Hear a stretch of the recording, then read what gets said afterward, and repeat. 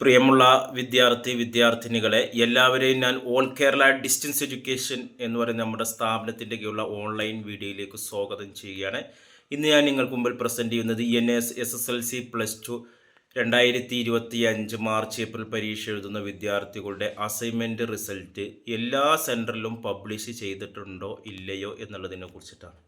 എൻ്റെ വീഡിയോ കേൾക്കുന്ന എല്ലാവരും ലൈക്ക് ചെയ്യുക, ഷെയർ ചെയ്യുക, കമൻറ്റ് ചെയ്യുക, സബ്സ്ക്രൈബ് ചെയ്യുക.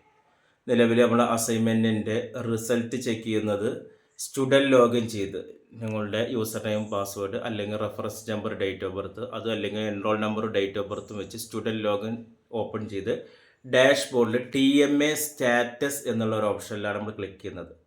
അപ്പോൾ ഓരോ സബ്ജക്റ്റിൻ്റെ പേരുകളും അതേപോലെ തന്നെ ആ സബ്ജക്റ്റിന് നേരെ അത് ഇവാലുവേറ്റ് ചെയ്തിട്ടുണ്ടെങ്കിൽ ഇവാലുവേറ്റ് ചെയ്തിട്ടുണ്ട് അല്ലെങ്കിൽ അപ്ലോഡ് ചെയ്തിട്ടുണ്ട് കാണിക്കും. അതിൻ്റെ അപ്പുറത്തെ കോളത്തിൽ ഫസ്റ്റ് കോളം നമ്മൾ സബ്ജക്റ്റിൻ്റെ പേര്, അപ്പുറത്തെ കോളം അപ്ലോഡഡ്, അതിൻ്റെ അപ്പുറത്തെ കോളം ഇവാലുവേറ്റ് ചെയ്തിട്ടുണ്ടെങ്കിൽ ഇവാലുവേറ്റഡ്. ഇനി അതല്ല പ്രോഗ്രസ് എന്ന് കാണിക്കുകയാണെങ്കിൽ ഇവാലുവേഷൻ നടന്നുകൊണ്ടിരിക്കുകയാണ്.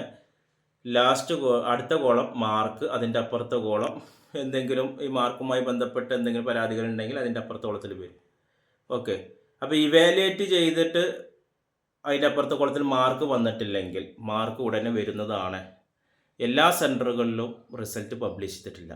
അസൈൻമെൻറ്റ് റിസൾട്ട് കേരളത്തിലെ എല്ലാ സെൻറ്ററിലും പബ്ലിഷ് ചെയ്തിട്ടില്ല. അപൂർവം ചില സെൻറ്ററിൽ മാത്രമേ പബ്ലിഷ് ചെയ്തുള്ളൂ. പബ്ലിഷ് ചെയ്യാത്തവർ ഒന്നില്ലെങ്കിൽ നിങ്ങളുടെ പ്രാക്ടിക്കൽ എക്സാമിന് മുമ്പെയോ അല്ലെങ്കിൽ നിങ്ങളുടെ എക്സാമിൻ്റെ റിസൾട്ട് പബ്ലിഷ് ചെയ്യുമ്പോഴോ വരുന്നതാണ്.